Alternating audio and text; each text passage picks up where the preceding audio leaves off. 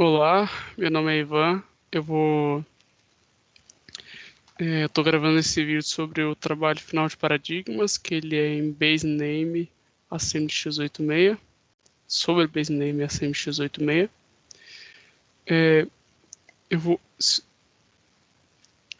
eu vou mostrar para vocês as instruções. Caso você não tenha esse comando, execute ele na sua máquina para instalar o NASM, que a gente vai precisar dele. Caso contrário, a gente vai executar esses comandos de baixo. Então, primeiramente, vamos copiar o repositório. Então, git clone o que foi clonado. Vamos entrar nessa pasta. Ok, na hora que a gente conseguir entrar, vamos executar os comandos. Primeiro o NASM ali. Ok, depois essa linkagem. Depois esse comando aqui para a gente ver o que podemos fazer com as instruções. Ok, vou mostrar só a funcionalidade mais básica aqui, por enquanto, que é de pegar um último nome, e eu vou escrever qualquer coisa aqui.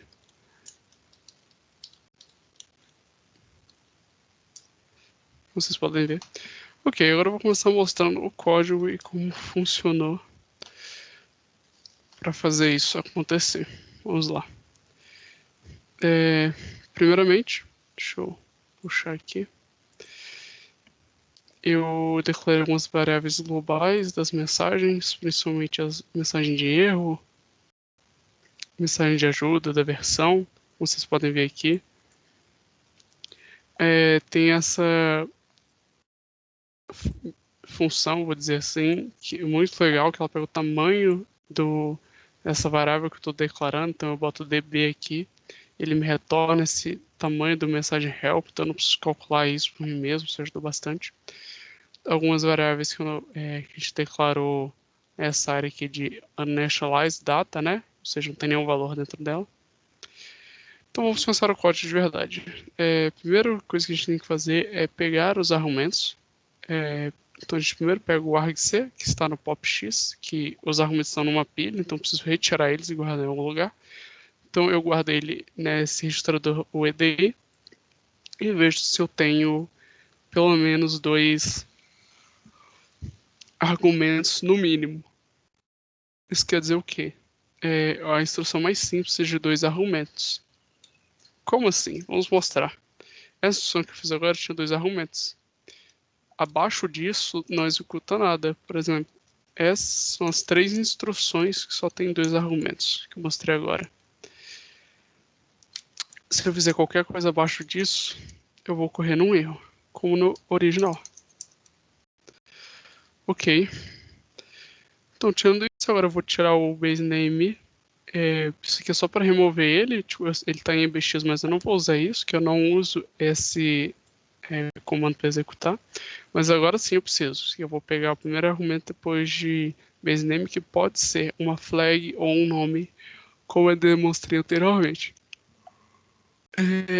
Caso não seja uma flag, o que vai acontecer? O edx ele é usado como tamanho da mensagem que eu vou imprimir. Então eu vou usar isso em minha vantagem. Eu vou zerar ele, vou usar ele como contador para saber o tamanho da palavra que eu vou imprimir.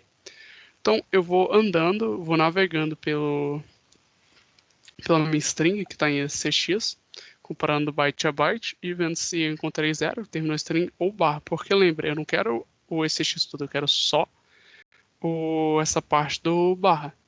Então, quando eu boto barra, vou até subir aqui de novo, quando eu boto esse barra documentos, barra aqui, eu só quero arroz. Por isso que eu tenho que fazer separação por barra também. Quando eu chego na barra, o que acontece?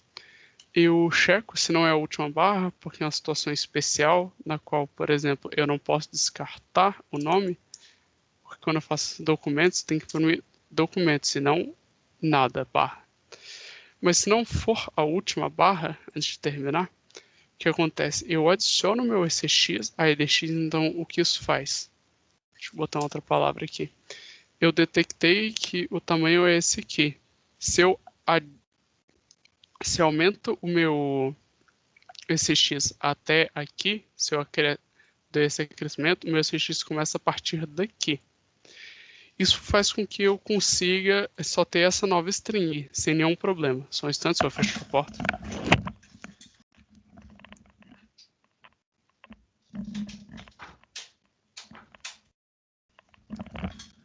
Desculpa pela interrupção. Então, como eu mostrei, ele vai pegar só a última aqui. Por causa desse add. E aí eu zero de novo o edx, porque quando eu for imprimir, eu quero o tamanho correto. Então, eu zero e eu começo a contar de novo a palavra. Quando eu for imprimir, só vai ela. E aqui, finalmente, é quando a gente vai imprimir, tem algumas condicionais que elas vão ser utilizadas. Por exemplo, essa aqui vai ser usada quando eu não quero imprimir a mensagem do /n, que ou seja, na flag do traço Z. Traço Z. Uma coisa aqui, documentos, apresentando, eu imprimo com /n. Essa flag aqui é para o sufixo, porque eu vou, depois que eu fizer todo esse tratamento, eu preciso saber se essa minha palavra veio do sufixo. Você vai entender melhor daqui a pouco como eu boto essa condicional de fato, mas quando eu chego aqui com essa condicional já em 3, quer dizer que eu vou tratar sufixo. No sufixo eu vou chamar a função, verificar se essa palavra de fato contém o sufixo correto. Então, se eu fizer traço s.ca.c e b.h,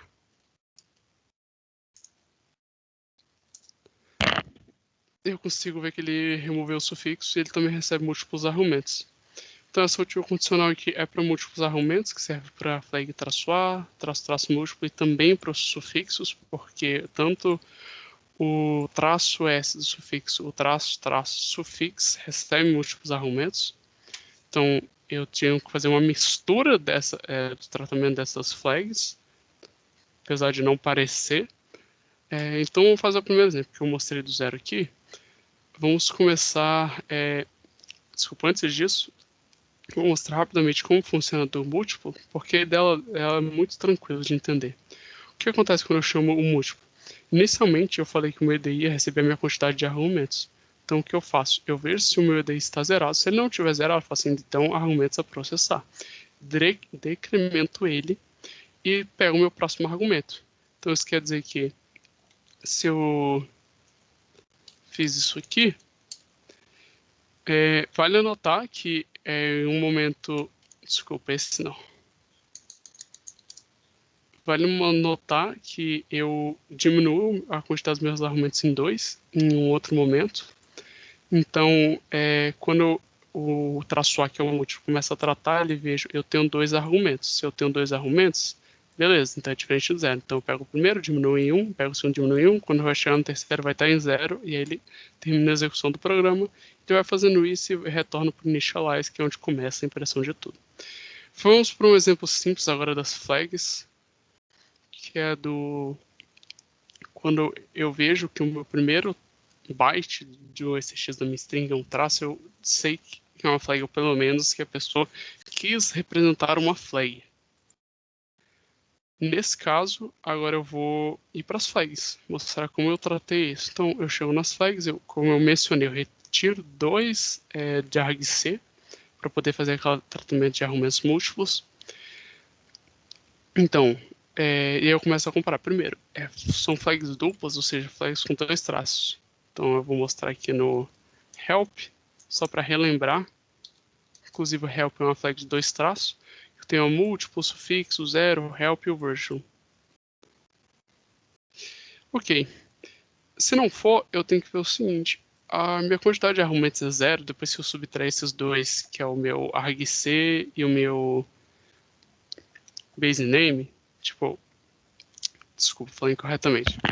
Depois que eu tirei o ponto barra my base name e a flag, ou seja, depois que eu tirei esse primeiro e o meu traço A, ou meu traço Z, nesse caso, ainda tem um terceiro, se não tiver, erro, porque ele precisa necessariamente E no caso do sufixo, ele precisa de 4 no mínimo, porque são o base name, o s sufixo, o sufixo e finalmente uma palavra. Tá, mas voltando aqui para o Z, que era o exemplo que estávamos fazendo, vamos checar aqui o single flag 0. O que acontece? Eu entro aqui e aí eu digo, a minha condicional é 1. Justamente na hora de eu imprimir eu saber, se a minha condicional for 1, não imprime o /n para essa palavra. Aí eu pego o argumento e falo, beleza, agora eu vou por initialize. Que aí ele faz todo aquele processo de pegar a palavra, separar e imprimir.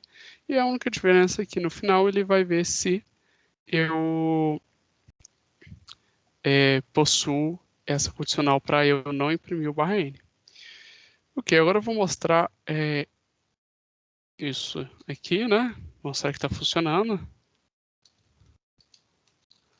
Vale notar que a segunda palavra é ignorada, assim como no original. Não, isso foi, eu mantive o padrão que eles realizaram. Eu não alterei isso para lançar um erro. Ok, agora, só para mostrar isso, né, que eu estou falando. Tá. Agora eu vou mostrar os mais difíceis, que é o sufixo. Eu vou pular o traço sufixo, porque ele é igual ao traço sufixo. O traço S é igual ao traço sufixo. Só o início é igualzinho. Inclusive, muitas flags são assim. Por exemplo, o A e o múltiplo são iguais. A diferença é que eu preciso saber se ele é múltiplo ou se ele é A. A gente consegue ver aqui, por exemplo. Se ele for múltiplo, eu preciso fazer todas as casas. Depois eu vou para a inicialização. Então, assim, muitas vezes eu só tenho que fazer caminhos a mais para eu poder encontrar essa informação que eu quero. Mas, infelizmente, no sufixo isso não era completamente verdade, porque para traço sufixo espaço, então, nesse exemplo aqui eu me refiro, traço sufixo, aí vamos por um ponto C e eu botar documentos.c. Esse caso era igual ao traço sufixo normal. O problema era quando eu tinha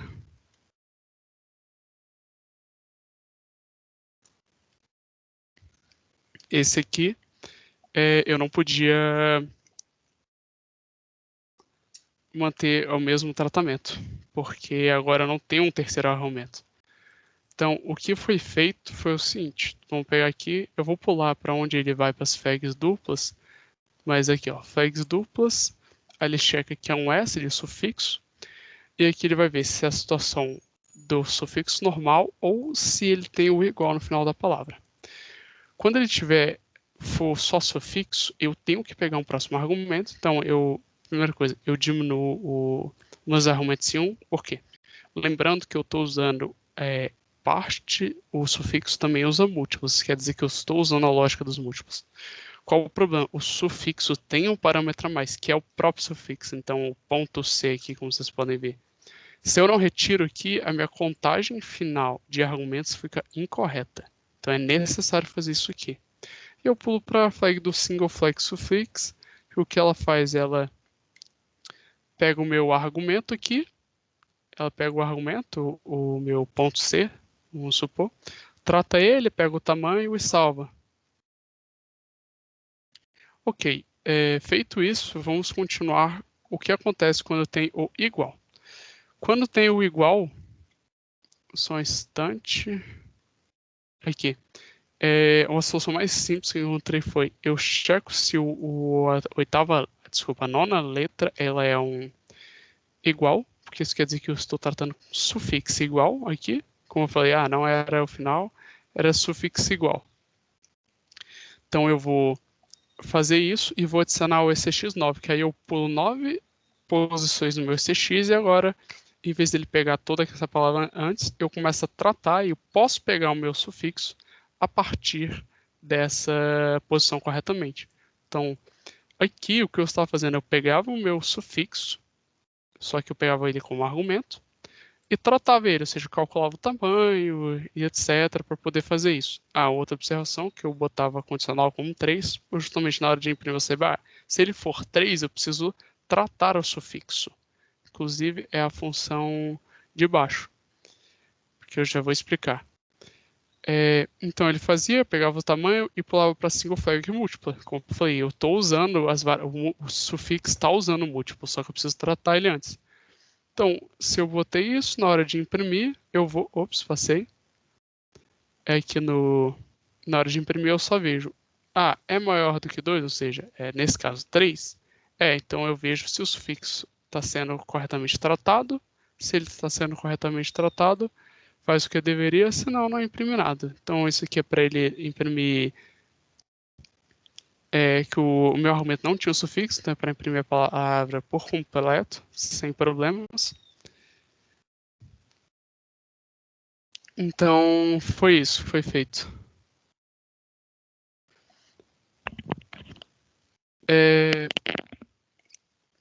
Desculpa, continuando, feito isso, agora a gente finalmente conseguiu tratar o sufixo de maneira correta, sem nenhum problema. Então, vamos agora que eu mostrei o comportamento do igual e do sufixo, mostrando aqui, como vocês puderam ver. Eu vou responder as perguntas que mostram aqui no trabalho final, que elas estão aqui, que são: qual paradigma predominante aqui? Elas são o imperativo, o paradigma predominante é o imperativo. Quais foram os pontos fortes? Desculpa, pontos fortes são quais foram os pontos do código que sofreram as maiores modificações, e eu vou responder junto com o ponto mais difícil, que eu acredito que foi essa parte das strings, de pegar os argumentos. Eu sofri bastante, que eu não sabia como eu pegava os argumentos em assembly, esse tratamento com as strings, comparação por byte. Apanhei muito para fazer isso. Em relação às maiores modificações, eu acredito ter conseguido tratar as coisas do base name, então eu acredito que ele está igual ao base name original. Não sei se me faltou algum caso. Quais características da linguagem facilitaram? Estados de variáveis globais facilitam muito a minha vida. Essas condicionais, inclusive, você responde também a pergunta 6, quais as principais características, essas condicionais, essa questão de se eu estou nessa condição, eu faço isso, eu faço aquilo. Tem as variáveis globais que eu usei o tempo inteiro, me ajudou bastante isso. Quais características fundamentais tiveram que ser violadas ou adaptadas? Não sei, eu acredito ter mantido todo o imperativo, mas eu não tenho certeza disso. Eu mexo bastante com imperativo, então isso facilitou um pouco na hora de montar as lógicas, mas, como eu disse, não tenho certeza se foi completamente seguido à risca. A linguagem-alvo é adequada para a proposta de ferramenta em questão? Sim, eu apanho muito com a Assembly x86, mas ele é adequado. Se eu tivesse conhecimento prévio melhor sobre essa questão das pilhas, dos argcs, essa comparação dos bytes das strings, o trabalho teria sido mais fácil. Inclusive, eu acredito que tem maneiras mais fáceis de fazer as comparações de strings de como eu fiz, mas eu não sabia como. Não encontrei também, que eu pesquisei bastante. Então, assim, é adequado, mas não é fácil. Assim, eu teria sido muito mais fácil fazer, por exemplo, em C++, ou até em C, para comparar as strings, teria facilitado muito a minha vida, porque foi importante. Uma coisa que eu esqueci de mencionar, mas uma coisa que eu usei muito, que é muito assim, do imperativo, é os jumps. Foi uma característica que eu usei muito eu esqueci de mencionar isso anteriormente, mas constantemente o meu programa está baseado nesses jumps. Não tenho dúvida disso. Então foi isso. Muito obrigado pela atenção de vocês. É de você, né, professor? E até mais.